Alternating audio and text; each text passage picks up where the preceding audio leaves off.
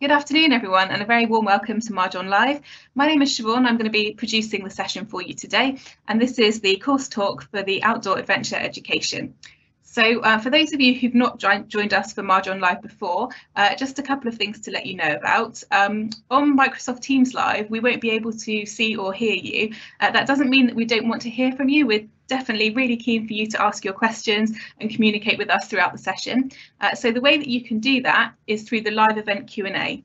So if you look for a symbol of two speech bubbles, one of which has got a question mark on the top, that's where you can type your questions into us. And then we can hopefully answer those for you. So please keep your questions coming in throughout the session. So those questions there will be published, and you can choose to have those published anonymously, or you can put your first name in there. So just be aware that they will be published. If your question is more personal and you'd rather it not be published, that's fine. You can just write private at the start, and then we'll make sure that we address the question for you without publishing it to the other attendees. So I'm joined today by Abigail and Seren, and I'm just going to ask them to introduce themselves briefly. Abigail, I'll come to you first. Yeah, hello, I'm an MRes outdoor education student, and I did the BA outdoor adventure education at Marjon before starting my postgraduate, and I also do some teaching across the outdoor learning and outdoor education degrees as well. That's brilliant, thanks Abigail, and over to you, Seren. Hi, I'm Seren. I'm a second year outdoor adventure education student. Brilliant, thank you. And I'm now going to hand over to Mark Leather. So Mark's going to be delivering the session for us today. Thank you, Mark. Yeah, lovely. Thanks, Siobhan. That's brilliant. And welcome to all of you. It's great to be here. It's great that you can join us. So thank you for making every effort to be here in these what are still really strange times. Don't know about you, but talking to a screen and not seeing your faces is still quite unusual. So if I get distracted, I know that Seren and Abigail are brilliant at bringing me back into the room. There's lots going on. So live talks, and before I forget, there are other live talks that you also may be interested in about Marjon and student life. Whether it's about sport or money or life on campus, or as for a lot of students who end up studying on outdoor adventure education, a range of learning needs or behavioural issues or mental health issues. We attract a wide variety of students, and there are some specific talks that you can book onto and hear the kind of support that you get from the university as well as us as tutors. Because this is a live talk, it's also a chance for the university to show itself off. And there you go. There's some awards and there's some rankings that we get as a university. I particularly at times dislike league tables, and at other times they're quite useful to just to give you an idea. And I know that if you're looking at going to university, for a lot of people, it's quite usual to compare, and these league tables help. And I think they're to be ranked #1 in England, #3 in the entire UK for teaching quality. Says a lot about our programme, but about the university's ethos as a whole. I am the programme lead. Most of the time, good colleagues, amazing colleagues, Sue and Fiona and Hamish are the core team. We have great visiting lecturers such as Abigail and Richard Irvine, who's a forest school specialist, who come along and bring richness to the programme. But we're a really tight core team with years of experience, and we are on social media. So if you're not already following us, I'd encourage you to follow us. We ask a lot of questions, and students will certainly know why. One of my favourite questions is, why are you here? Why are you here today? What is it you're here for? So I'd say in this, I have a presentation to give you, but please use the chat to, are there any questions you would specifically like to ask today to know about Marjon and the course? Siobhan, you're hosting. Have we got anything in the chat already? We have actually. We've got a couple in the chat already. So the first one I'm going to come to is, about September. So how will next year be? The university have said there's going to be 50% on campus and 50% online learning. So if you can give us a bit more information on that. Sure. Well, that's a great question, and you know, highly appropriate. What I can say is it will look different to last year, and I think it will look different to next year, although I'm I don't have a crystal ball. So the university is committed to having 50% of teaching off-site. So whether that's off-site in person with us on fieldwork or off-site online, we will be doing that. And I think the other 50% will be on campus. Outdoor Adventure Ed is in a fantastically good position to respond well to an online and off-site offering. If you look at the number of fieldwork days that we currently have in the first 2 years, we're off-site for a lot of it. Now, how we manage that, we're still working through. We've had a lot of meetings, a lot of discussions within the programme team and within the universities in the UK and internationally about how outdoor ed can work with social distancing, with the cleansing of equipment. So it will be going ahead. It will be active. It will be an adventure. And as you know, students this year, Seren ended up in lockdown, and we've all had to adjust to using Microsoft Teams for tutorials and some lecture content. So we are going ahead in that vein next year. It'll be new, it'll be creative, it'll be problem solving as we go. We haven't done it before. It will be, I think, an exciting adventure. Was there another question there, Siobhan? That's great. Thanks, Mark. Yeah, hopefully that answers that person's question. The next one that's come in, and I don't know if you're going to be covering this later in the presentation, but it's what are some of the more popular course progression routes? Oh, that's a good question.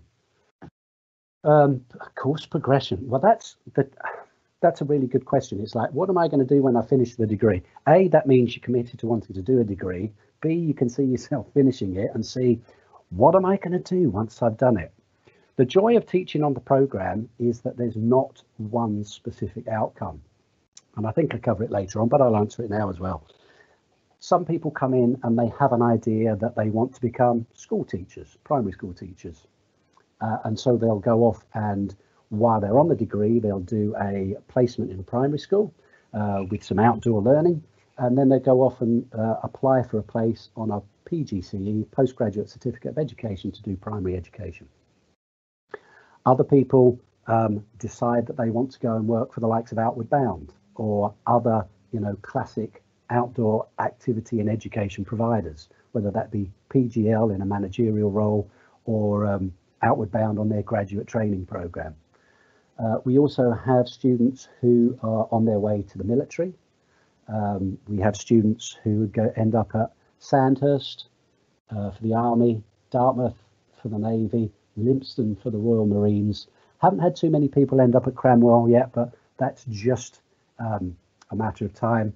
A number of folk end up going into the uniformed services, public services. So if you look at our alumni Facebook page, we have students who are police officers, firefighters, paramedics, volunteer Coast Guards, volunteer lifeboat people.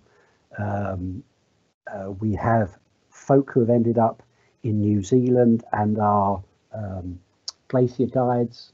They are involved in adventure tourism. We have a graduate who set up his own surf school in Sri Lanka.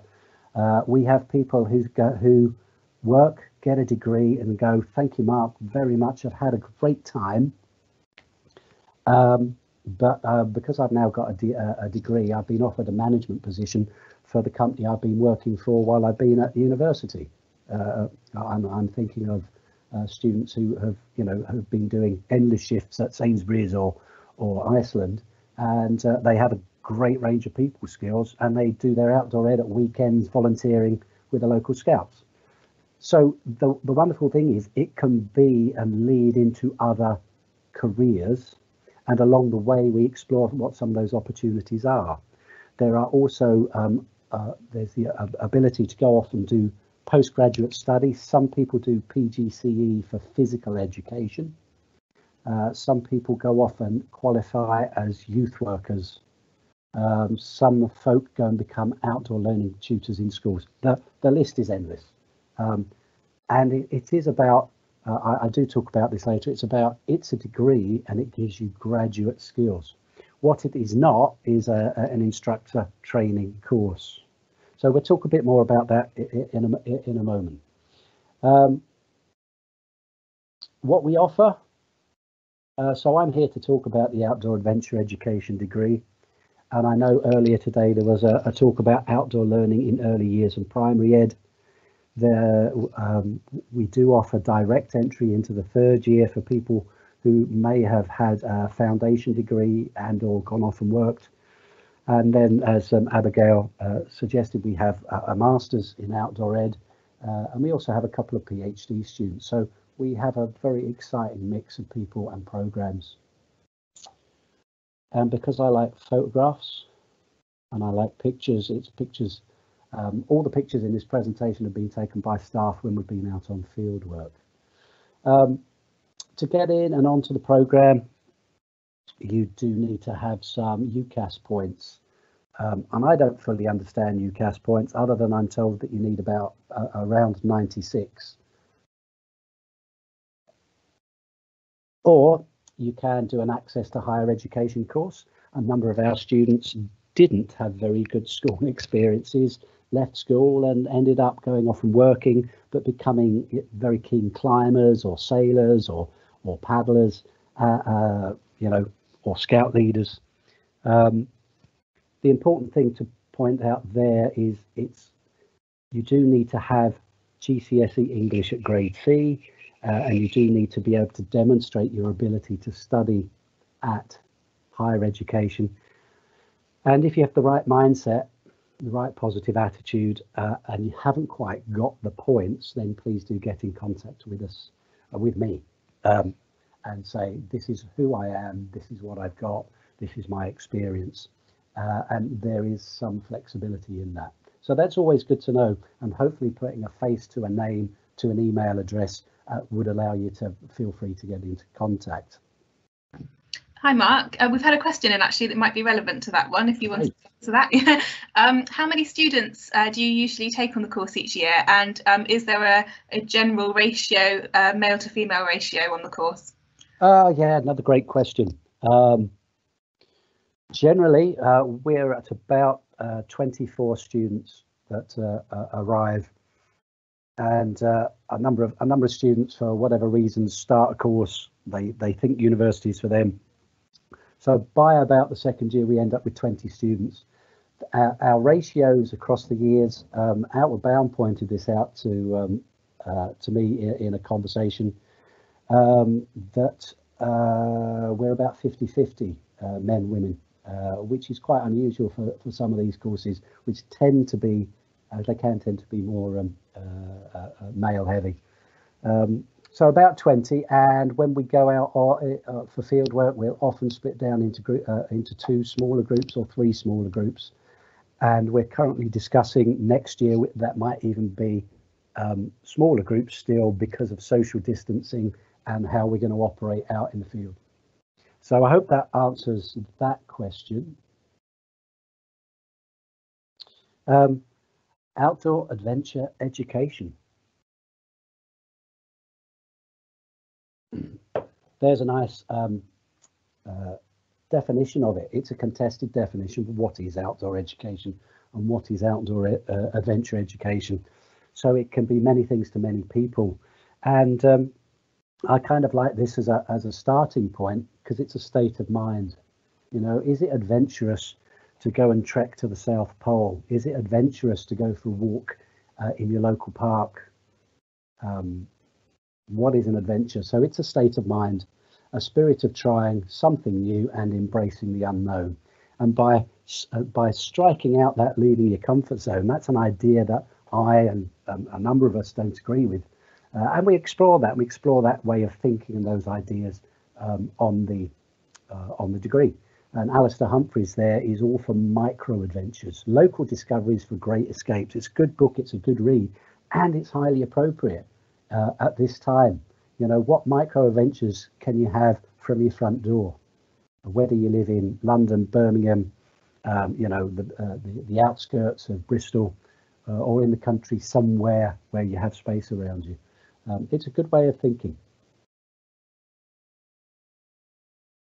And some of these photographs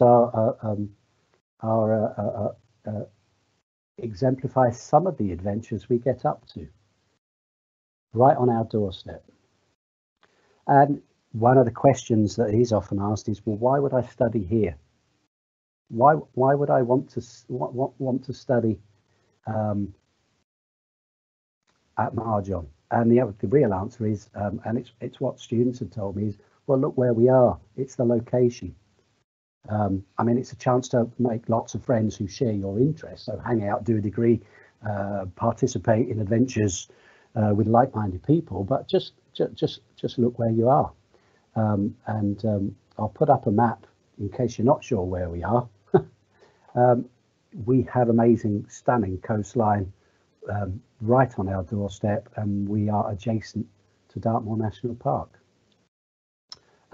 Siobhan, any questions coming in?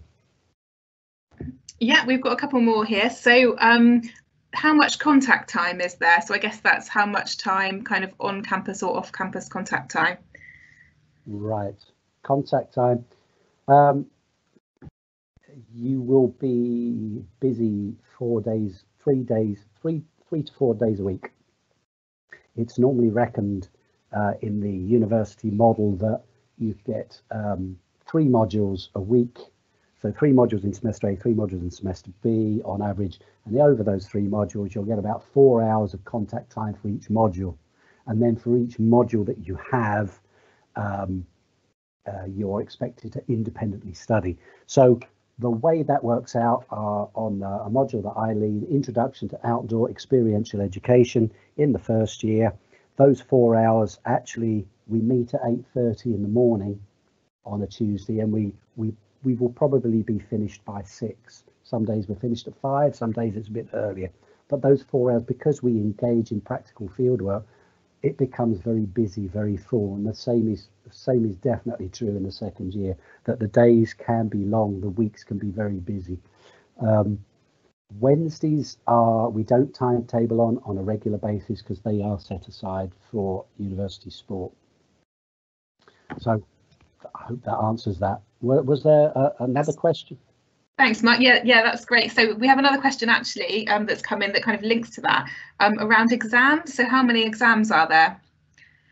Why don't I let Seren, are you ready to answer the question? How many exams have you had, or do you have? I don't have any exams. Oh, sorry, Seren, we didn't hear you at the start there. Do you mind repeating that? So we don't have any exams throughout the whole course, which I think is really good. I personally enjoy. So instead, all our assessments are sort of essays. There's a few presentations, and then occasionally portfolios. And then most modules have a practical grade associated with them as well. Great, thanks, Seren. Yeah, so we designed the program to not have any exams because we feel it's not the best way of assessing student learning. So that's where we are. I'll keep going with this. There's every year there's a government-led national student survey that looks at student satisfaction. It's a company that asks questions. And for outdoor adventure education in 2017 and 2018, we had complete 100% student satisfaction with what we do and how we do it, and how the course is designed. And in 2019, we had not 100% for absolutely everything, but we still had 100% for a number of areas of that survey. So it's one of the things, and both Seren and Abigail have been involved over the years in Staff Student Liaison Committee, which is a formal feedback mechanism where we go, hey, what's working well? what do we need? What could we do to improve it? So it's always this dialogue of us striving to make what we do better every time. So that's just kind of nice to highlight, as is the corporate. I mentioned that one earlier. We're also looked at by an external examiner. I currently external examine up at the University of Cumbria. Our current external examiner is from the University of Edinburgh, and these are the kind of comments and feedback we get. If they think we could do something better, they go, why is it you haven't done this, or have you thought about doing it in this way? So some of the feedback we get is really positive. And there, you know, it says many of the assessments challenge students through different approaches and allow all to extend their learning and to flourish. So I've just marked something that Seren's not yet had back, but she did a fantastic poster presentation on a research module. I love it when I hear students say to me in the third year and the second year and the first year, go, oh God, that assessment's so hard, you know, as though that's a bad thing. It's like, yeah, it's designed to be hard, because getting a degree, you don't just turn up and pay the money and go, oh, thanks very much. You have to work at it. And in the working at it, when you find things hard, you grow and develop and build your intellectual capacity and your personal capacity as well. So that's great. What else do we do? Oh, press the right button up. There we go. No exams. Oh yeah, we've already mentioned that.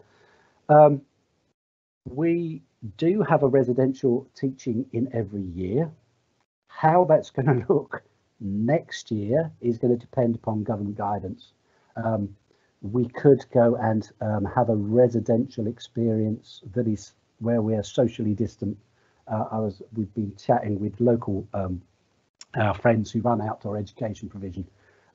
How might that be? You know, a centre that normally takes 100, they might only be able to take 20. Well, that'd be perfect for us. So we do that. We have national governing body opportunities are woven throughout the course as part of the course. For example, summer mountain leader training in the second year is normally offered when we go to North Wales. That was unfortunately curtailed this year because of lockdown, but we're going to offer it next year to the students who weren't able to come this year. I think that one of the important things to add there is it's an outdoor adventure course, and we encourage you to go off and have your own adventures. And as such, you get free use of our technical kit. When we're not, that's obviously when we're not using it for teaching. So when we're using it for teaching, you know, if I need a fleet of kayaks, well, I need a fleet of kayaks. If we're not using it for teaching, you go, can I borrow a kayak? You go, sure, off you go. We'll make sure you're safe and have the right equipment and know where you're going and what you're doing. We also have the swimming pool to use and the climbing wall to use 3 times a week as part of your independent study sessions. Abigail, do you want to say something about independent study sessions and kit here? Yeah, I can do. So as part of the course, you'll have 2 types of independent study sessions. You've got pool sessions, and then you've got climbing wall sessions, and they are timetabled for all years.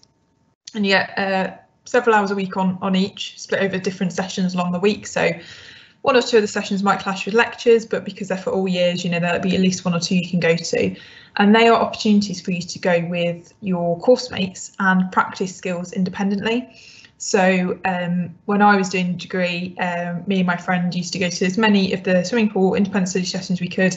And we'd like go on YouTube and look at kayaking tricks and stuff you could do in a swimming pool, and then just go and try them. It was just an opportunity to have fun, try out different things. And also when we were doing some work with school groups and we had some activities that we'd planned to do, we would then get the rest of our course mates into an independent study session and practice the things that we wanted to do and the activities we wanted to do with our peers to see whether, you know, we had good ideas or to get feedback from them. In terms of borrowing kit, there's, you know, a lot of kit available in the outdoor education store. You can speak to our technician Hamish and borrow the kit. I've borrowed surfboards loads, and it's a really good opportunity to use that gear to have your own adventures. As Mark said, it's all about as well having some independence with that. So even if there's some things that we're not covering in the degree, for example, we don't cover surfing in the degree, but I've met so many people down here that surf. I've been able to borrow some kit from Marjon and go and have those adventures myself. And there's a real community of people that do that. You know, we do climbing in the degree, but if you want to do more climbing, you'll meet climbers and you'll meet fellow climbers both on the degree and after the degree, and you can go and have climbing adventures together. So there's lots of opportunities to do that using the kit and to practice your own skills in your own time, both in independent study sessions and outside of those. That's great, Abigail. Yeah, thanks. It's something we work hard at to keep providing that for you. I've got down there professional, passionate advice and networks. Outdoor adventure education has been taught at Marjon since well before I was there, and we can trace that back in Plymouth to 1976. And you just look at our location, and that's why it kind of evolved. We've got a range of really experienced staff. We have great graduates throughout the region, nationally, internationally. We're a community-oriented university as it is. A lot of great links with schools and sports clubs and adventure race organisers, and so there's lots of opportunity to get involved. And the more you put into your degree, the more you get out of it. So we'll have the teaching, but we have the contacts and the network. So if you want something and go, Mark, can I have a tutorial? I just need to ask you a question. I'm really interested in do you know anyone who runs sail training? Yeah, well, if you go and speak to these people, have you thought about this? So trips on there. Seren, tell us about trips. The XC there means extracurricular. What other trips are there that you think people should know about? So every year over Easter, there's a climbing trip to Spain, which I went to on my first year. Abigail goes regularly, and it was a really great experience just to sort of climb outside, which I'd never done before. Being in Spain was also lovely. You know, it was really good weather the whole week we were there. And it was a really good experience to try and get more experience and sort of to see something new. As well as that, for the past few years, there's been trips to Iceland. Mark and Fiona go over there to run sort of a second year module. So there's opportunities for students to go with them to experience Iceland and learn sort of place-based learning. And then last year we were able to attend the European Outdoor Education Conference, which was in Ireland. So we were a group of students were able to go to sort of a professional conference and hear sort of academics and people who work practically in the outdoors discuss sort of their thoughts and their theories, which was really sort of inspiring. Yeah, good. And Seren, did you apply for a bursary for that? Yes, I did. Do you want to say a few words about that as well? Mm-hmm. So Marjon has something called the Going Places Bursary, which you can use for a really wide range of opportunities, and you sort of fill out a quick application form, and you're able to apply it for placements, academics, opportunities for like academic things, and people use it for sort of summer placement funding as well, I think. Great, yeah, great. And you know, the university is really supportive of all those kind of things. Thanks, Sarah, that's brilliant. I'm gonna scooch through a few more slides because I know time's moving on. Siobhan, have we still got people attending this presentation? We definitely have, and we've got a lot of interaction in the Q&A, which is really good to see as well. Great, okay. Is there anything that's flagged up there that I should address? Yeah, so talking about forest schools earlier, they saw that forest school is part of what's included. Are there any other educational institutes or non-conventional teaching methods that are looked at during the degree? Yeah. I kind of need to have a discussion with the person about that, by what they mean. Yeah, there certainly are. I mean, there's a module in the third year that's called creativity in the outdoors. There's the introductory module is all about experiential or experiential, however you want to pronounce it, learning, and how learning's facilitated. So I'd suggest the whole teaching and learning approach, what we'd call our pedagogy, is non-conventional. And at the same time, we see how it can be used in formal settings. So when I say formal settings, I mean secondary schools, primary schools, those kind of structures. So hopefully by the end, that question, you know, if there's more, please type some more in.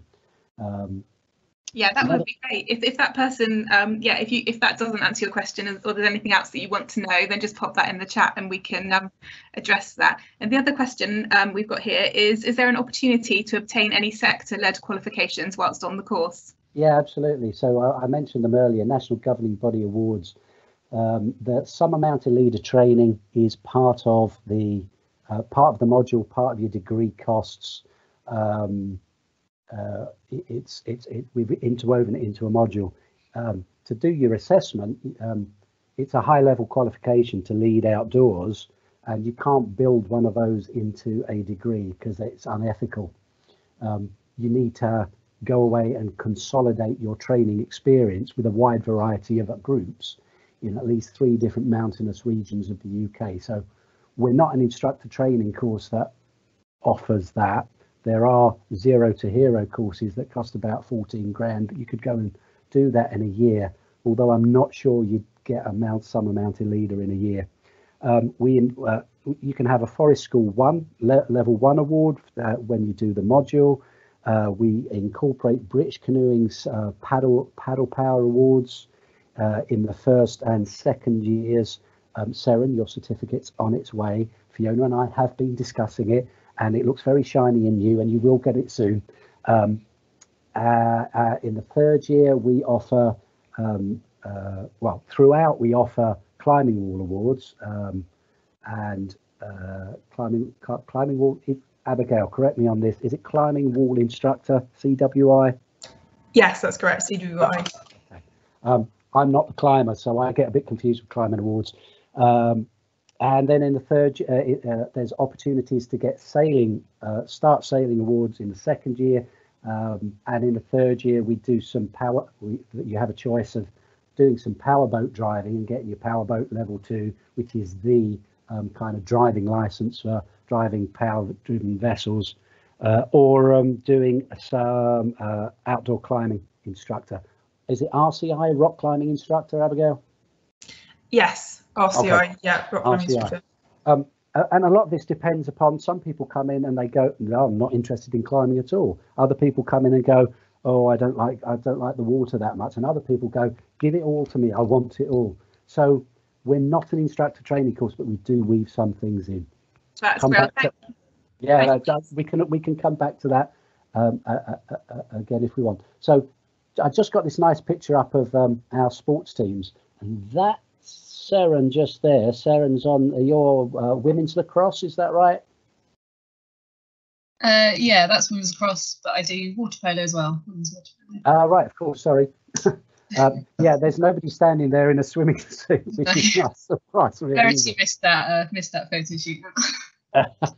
So the point to make is a lot of students do like to engage in team sport, and it's certainly a feature of Marjon, and it's not unusual for really good outdoor ed students to go, well, I'm really into my outdoor ed, but I want to play water polo or men's lacrosse or women's lacrosse or rugby or hockey. So and which is why we work really hard to keep Wednesdays free, because that's the day for university sport. Those people who are not into sport and team sports find themselves either being encouraged, or they go along and support, or they go, oh great, it's a Wednesday, can we borrow the mountain bikes, Mark, and go off? Well, you don't ask me, you'd ask Hamish. We're going to borrow the mountain bikes and go for a ride in a local park, you know, where there are some great trails. So I wanted to touch on that. The degree is structured to be progressive. It's really wide ranging. 1st year foundations of coaching, instructing. The academic, personal and professional development, that kind of runs through, is the glue that holds it all together. It's also about learning how to learn. I've got to write a reflective essay. What's that? I've got to reference correctly. How do I do that? My colleague Fiona leads that, and we'll do things like library orienteering, or it will be we're going off on an expedition, academic, professional and personal development. We need to sign you out to know that you're safe to use our stoves so that you're not going to set fire to yourself. So it might be something practical in there. Introduction, all of these modules tend to have some kind of, definitely have a theoretical conceptual base, and they also have fieldwork experience with normally a traditional activity. So introduction to experiential outdoor ed, we'll go paddle, we use paddle sport, we will kayak, we will canoe. We're looking at, we have a fleet of SUPs now, stand-up paddleboard, so we're looking at weaving those in. Expeditions, theory and practice. We use Dartmoor, fantastic place to do expeditions. Many of you will have done Gold D&V expeditions, or if you're local, you'll have been involved in the 10 tours competition in school. But we look at navigation and campcraft, but in an environment that's rich in culture, history, and all sorts of things. Land-based adventure sport will be some climbing, orienteering, applied physiology and psychology, and land-based adventure sport. My colleague Sue runs those, and you'll do a whole variety of things. So if we're studying psychology, she may well take you out and do some abseiling with you. She may well physiologically put you in a chamber in the lab and give you hypothermia, or sorry, make you very cold, something like that. Or you might go coasteering to look at risk. So it's an exciting program. Oh look, there's a picture of a swimming pool, in case you didn't know what a swimming pool looked like, and a bunch of people in kayaks, and we have a dedicated fleet of kayaks that tend to stay in the pool, and a whole range of buoyancy aids and helmets. Chlorine water is not nice to it, so it does take a bit of a bashing. That's the River Plym. That's within certainly biking distance. It's also within walking distance. Indoor climbing walls. The one on the left is local to us. The one on the right is our own bouldering wall, and didn't happen this year for a variety of reasons, but there are often school groups who come in and children's climbing clubs on a Saturday that students can get involved in. That's another part of the River Plym, and it's a team challenge, a gorge walk. Really important to say, we also do this stuff. Whether in the future we'll be doing this kind of stuff, sitting down talking in a classroom, or whether that will be through Microsoft Teams, we still do sit and talk and listen to ideas and have theoretical input. This is actually a third year class where we really concentrate on employability and career direction. So second year of the program, arguably the most exciting, managing expeditions on the water. That's sea kayaking, and you end up doing your a sea kayaking journey. Where did you go this year, Sarah?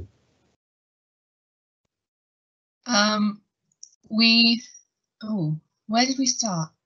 We started in Dawlish. Uh-huh. No. Yeah.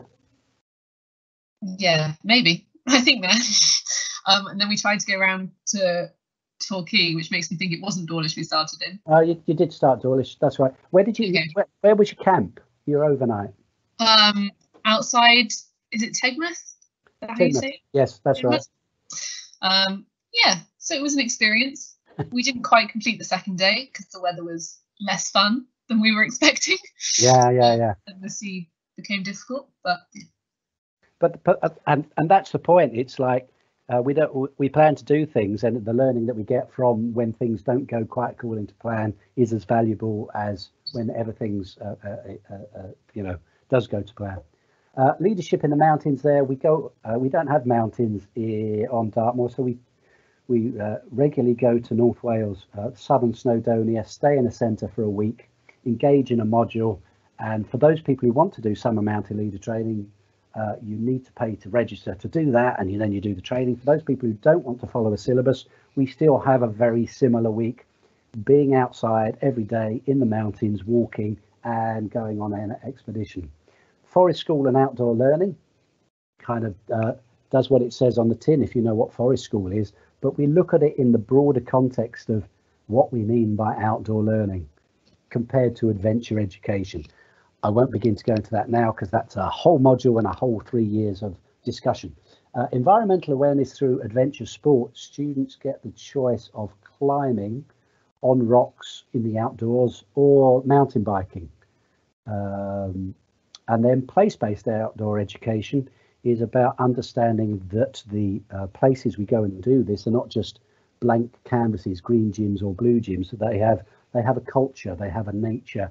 Our relationship with them is not just about conquest.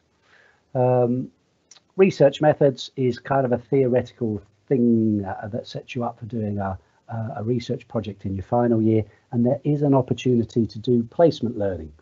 It might be that you go, oh, I don't like sea kayaking, I'm scared of drowning, I'm scared of water, I hate it, so I'll choose to do a placement. And we guide you and help you find a placement and engage with other people. So just some pictures.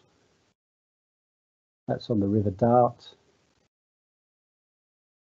That's in North Wales, and I will often put this picture up because it's nice, because it shows us stopping and taking note. We're not always, this isn't a route march, this isn't the military, this is about education, and the student there is making notes about something that they feel is important to them, probably to help them with their thinking, their learning, their understanding and their assessment. And of course, whilst outdoor education a lot of the time is outdoors, there is some time when being inside and doing some planning, some route planning there helps. All three of those fellas are students, so we do attract an age range. I think Guy in the middle there's probably the oldest student we had at 40, but we end up with a whole range of great students, many of whom have had gap years, many of whom have started other degrees, and then they've seen the light. And just to prove that I can light a fire, there's me lighting a fire in the pouring rain on one occasion. Then final year, you have an honours project. You have a choice in the third year between creative practice for outdoor learning and entrepreneurship and small business management. And pretty much the split is 50-50. Actually, all students would benefit from both modules, but we can't fit everything in. So that's a problem. And then the current issues in outdoor practice. Well, we've got a lot to discuss this coming year, with you know, how do we reconceive the outdoors in the light of COVID-19? What happened during lockdown and people listening and noticing nature more? All of those kind of really interesting things. You have to read for your degree. It's a degree. There's reading, there's books to read, there's articles to read, there's writing to do.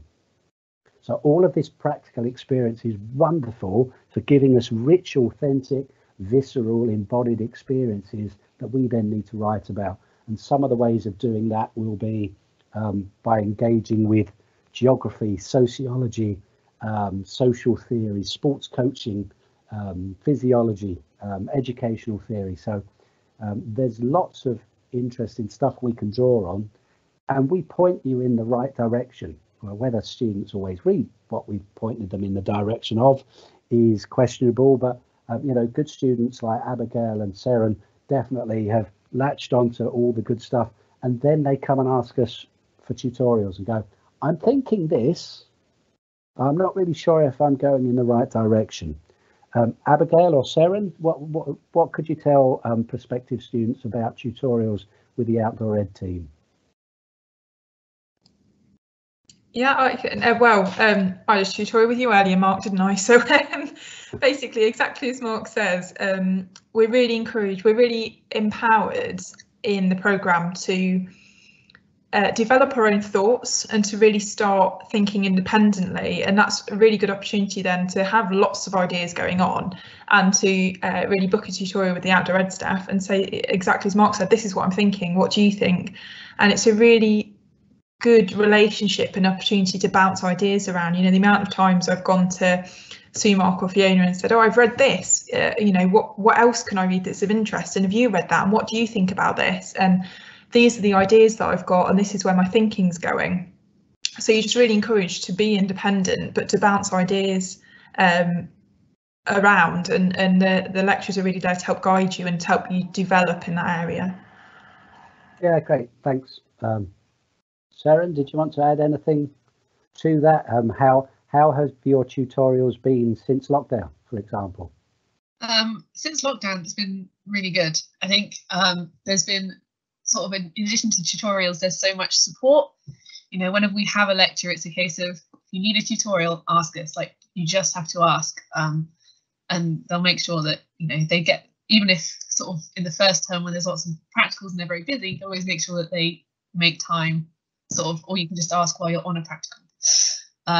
Yeah, during lockdown, it's been really sort of even more easy to access you guys and sort of have your time to discuss ideas and sort of, yeah, just talk in general about the current situation. Great, yeah, thanks you too. And you know, it's really quite clear, students who, if you want to be successful, the more you check in with your tutors and go, I'm thinking this, I'm thinking that, I've read this, what else, the more successful you are. And I mean, the slide I've got up there, which says read, read, read and debate, it's all about that. And to point out, it's kind of not academic bragging or anything, but some of the stuff we get you to read, we've written ourselves, and is published in these international academic journals, which mean that people like me in other universities who I don't know have read it, commented on it, and then it gets published. So, you know, we're at Marjon, it's great. We're really well supported. We've got a good team, and we're encouraged to contribute to the international debate. We hosted the European Outdoor Ed Conference in 2017, which was fabulous.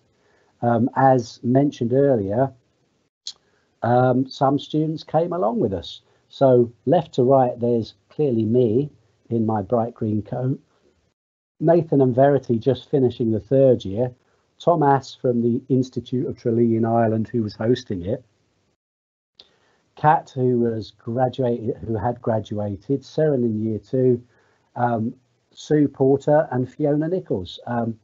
You know, so we're highly involved in those. I'm not sure I'm going to get to the one in the next one's in October, and it's in Germany. So whether we'll be able to get there or not, it's a difficult time of year for. We're really busy teaching, but they're great, and they're really enriching for the program. And yeah, it's last year. That's my dear colleague on the right, Jakob Thorsteinsson from Iceland, who I met at a European conference, who went, hey, why don't you come over to Reykjavik and let's do some work. And anyway, long story short, we sailed to the president of Iceland's house. That's the president of Iceland wearing a shirt and tie. And because we'd been sailing, we were a bit wet. And so there I was, stood in my pants, meeting the president of Iceland, which clearly made Fiona laugh. And it's a story. It's a great story to tell. So let's have a look about where do people go? Serious question, really interesting question. And I'll be introducing you to this just next term, Sarah. Confederation of British Industry and the National Union of Students did an employability report a number of years ago now, where they said, hey, there's all these degrees going on in the UK, but graduates aren't ready for work. They aren't just talking about outdoor ed graduates, physics graduates, maths graduates, geography graduates. And when I saw their summary and I read the report, I went, well, hold on, this is brilliant. This is an outdoor ed degree. Because at the heart of it, if you don't have a positive attitude, you're not going to be successful. You're not going to go, oh, it's raining. Oh, I can't be asked this morning. I'm not going to go out. What's the point? I don't know. You go, hey, yeah, it's raining. Where are we going today, Mark? Well, I thought, what do you think? It's, you know, let's look at the weather. There's a storm coming through. Should we do this? Yeah, no, I'm not sure about that. So if we look at those, I won't go through them now because you can read them. But, you know, a bit of self-management, team working, problem solving, communication, all of that, we live it. We look at some of the theory of most of this, but we also live it and experience it. So it's, you know, you can, if you've ever worked with the primary school and you go, okay, what do you need to be successful here? The kids will all give you the answer. Teamwork. Yes, we need teamwork. And then you'll give them a task to do, and they won't be able to go and behave in that way. They know the answer. So we actually live it. We explore some of it. And as a graduate, you are a graduate with graduate skills. What you choose to do with that is up to you. And a good example I'll always give is I studied physics as a first degree, and my friend who studied physics as a first degree, he didn't become a physics teacher. He got a job with the Ford Motor Company. Yeah, so he never once again used any of his physics knowledge, other than he was a graduate and he could think and he was organized and he was self-motivated, and he went and worked for a large corporation and became very successful and ended up driving Aston Martins around the country, because that's where he ended up. That's what he wanted to do. So it's about being a graduate. Oh yeah, there we go. After a year of graduation, blah blah blah, we're very good. Our graduates do really well. It's another stat for you. More external examiner comments. I'm aware we're running out of time and there's some more questions. We've kind of covered stuff, providing support. Graduates have a competitive edge, range of assessment. Yeah, we've kind of touched on that. We go to some nice places. It's not always sunny. We might sometimes get a bit wet. We might have challenges.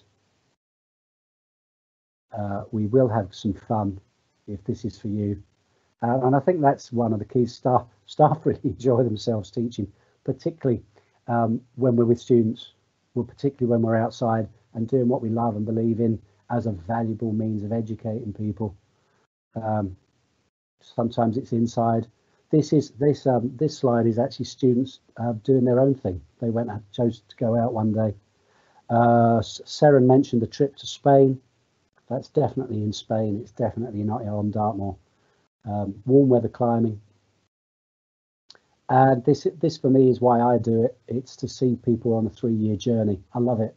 It's great.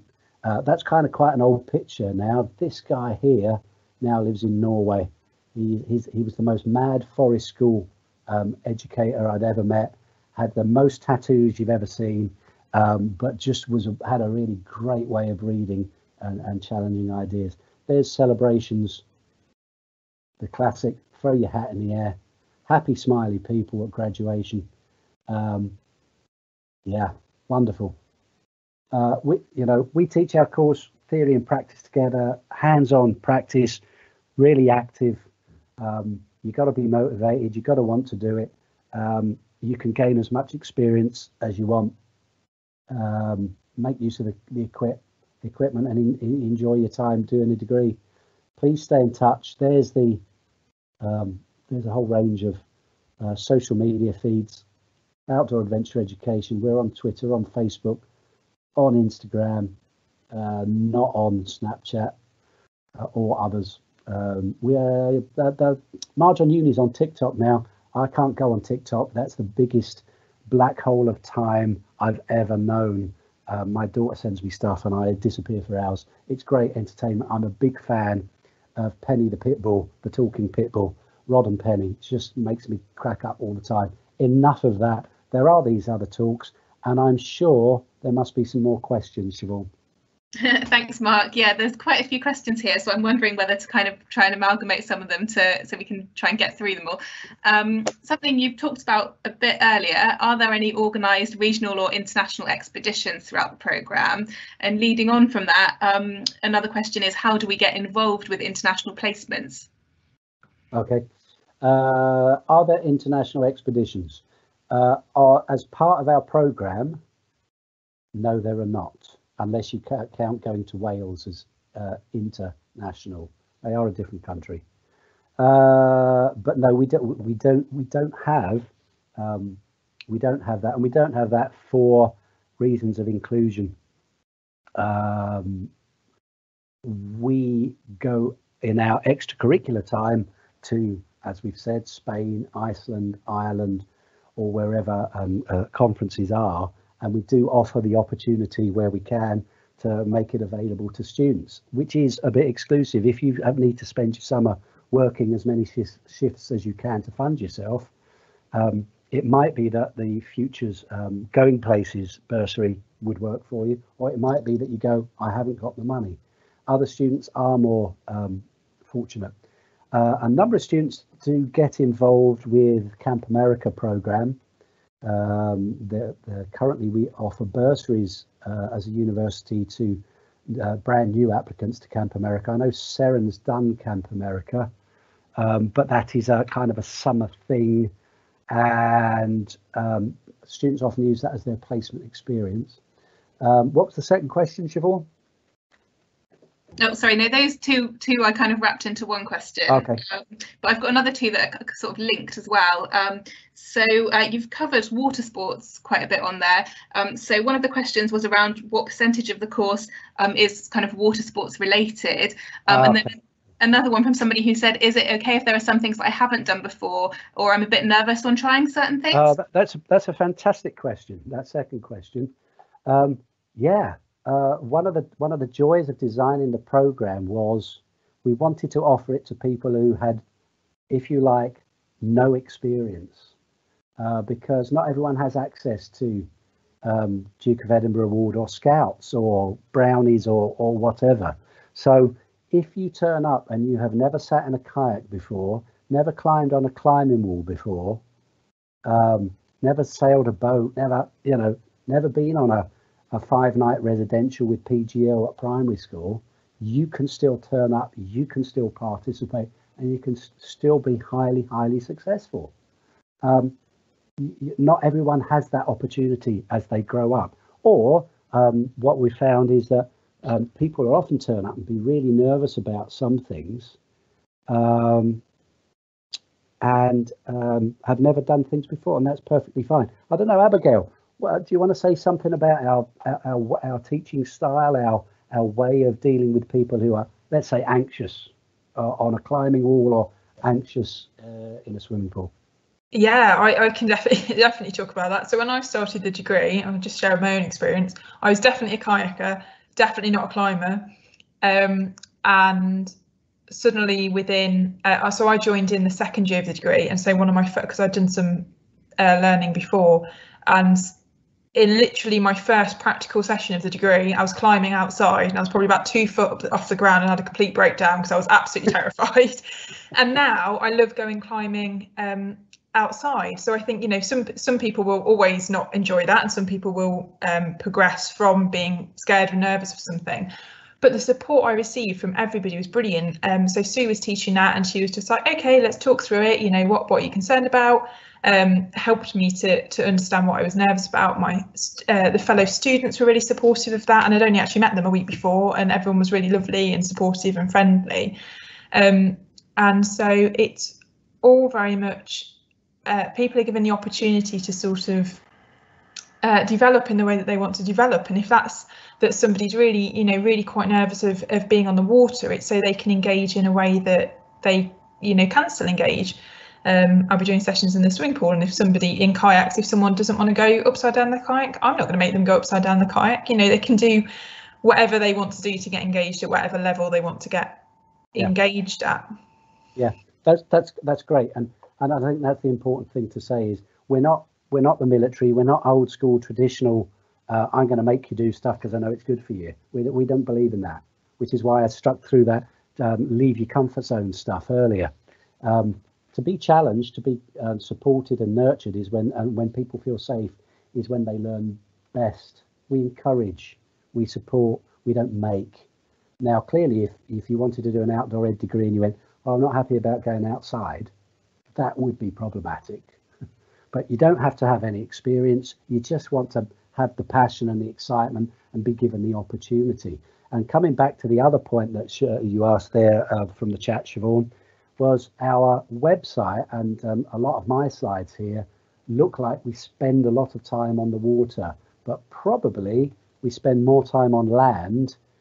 It's just the photographs that I've put together here, and you know, if I'm sitting and floating, I can get my waterproof camera out and take some pictures, and if you fall in, it doesn't matter. When Sue's on a rock crag, she can't get her picture, she can't get a camera out and go, oh no, somebody's fallen off, because that the risk levels are different. So we tend to have, unfortunately, fewer pictures of land-based activities, just because that's how it is. So probably there is more time spent on land doing land-based type stuff, but we do there is a good coverage of water activities. So I hope that answers that. Is there anything else in the chat there? There is a few more questions. I think we've got time for just one more because we're really short on time now. So it was a question around dyslexia support on the course. So I don't know who wants to kind of talk a bit about that one, about what support is provided at Marjon. Abigail, Seren? Yeah, I can chip in speedily. So there is a student support team. So obviously the academic staff are very accommodating and inclusive and mindful of being inclusive in the teaching of the sessions.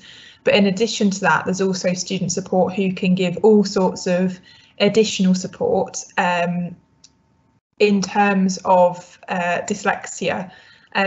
But also on top of that, there's also disabled students allowance. So you can get support from student support to apply for disabled students allowance if that is relevant, to get specialist equipment, or maybe if necessary somebody to support you, and that might be funding sort of one-to-one sessions.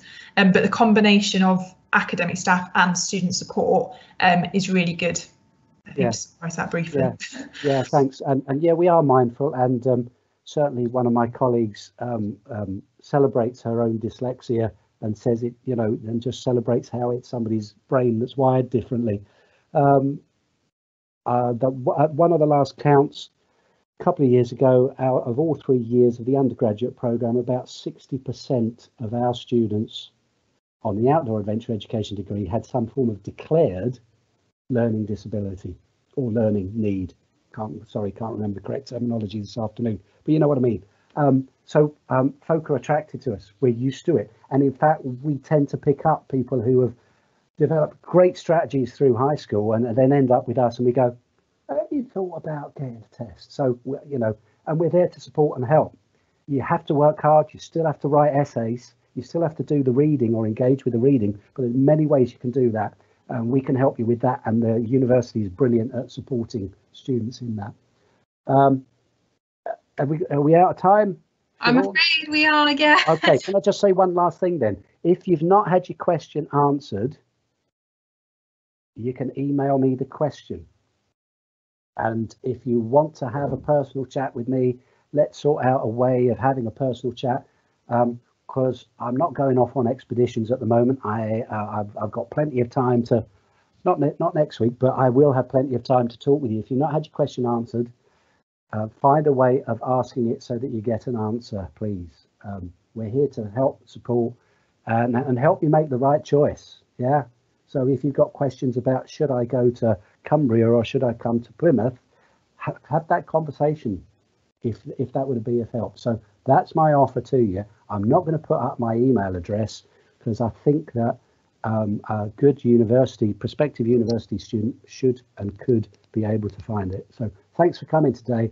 Really appreciate your time, and I really appreciate the fact that Seren and Abigail are here as real life studenty people to answer the question. So thank you to you too for being here as well. That's great. Thank you, Mark. Yeah, and hopefully, like I said, hopefully we've answered the majority of the questions from today, but it's been really busy. I'm really pleased that everybody's felt kind of confident in asking them, and hopefully we've been able to answer those for you. If you've got more kind of wider university questions, you can always email visitus@marjon.ac.uk, and you're also really welcome to attend some more of the Marjon live sessions. So we're running those throughout the next couple of months, and as well as kind of specific course talks like this. As Mark showed on the slides earlier, lots of things around kind of student funding, support with things, as we talked about, like dyslexia, and that type of thing, the support you can receive at university, accommodation, virtual tours of the campus. So there's really a lot of options there to get involved. So please do feel free to book onto those. So I wanted to say thank you to Seren and Abigail today. It's been really useful to hear your experiences of the course, and also to Mark. Thank you for delivering the session today. Thank you. And And we look forward to hopefully welcoming you all to another Marjon Live session soon. Thank you. Thanks. Bye, folks. See you soon.